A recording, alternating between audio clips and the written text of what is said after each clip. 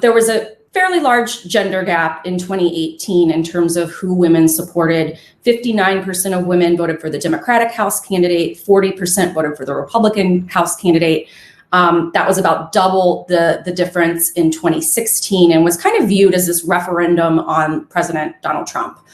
What are you doing to kind of reach out to those women, to bring them back, the ones that switched between 2016 and 2018?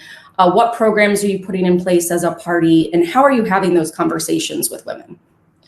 Well, you're right that we did see the data that showed suburban women went down for us in 2018. We had less support from that voting bloc. We did see an increase with rural women. You know, we're not just one block. We all know that women, we don't vote all on the same issues. We're whole voters. We're over half of the electorate. So it is specific to the district and where we're engaging. So one, we've done a lot of focus groups in these suburban areas. We've looked at what are the issues for women in suburban Philadelphia, suburban Detroit, where I live, other areas where we saw, an erosion of our support.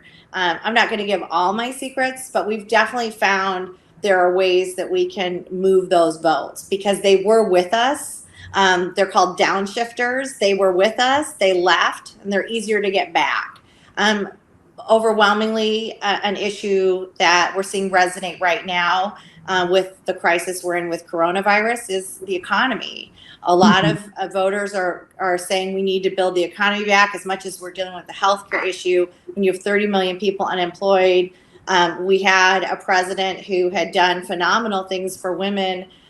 We were at 66-year low in unemployment. Over half of the jobs that have been created under President Trump, over the 7 million jobs, had gone to women.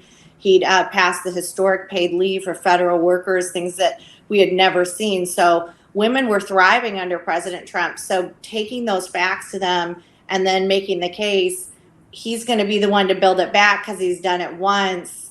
Joe Biden's never had a job outside of Washington. He's never started a business. He's never held a job outside of the DC bureaucracy. He's just not going to have the skill set. Those are the types of things that are resonating. But part of the strength of the RNC is we treat every voter as an individual. I don't look at women as one block. We think very differently. We all have different reasons why we're running. We care about healthcare, education, the military. I mean, on every single issue. So our data, the investment we have made in data that allows us to customize our engagement with each voter is really the key to helping us be successful and turning those voters out.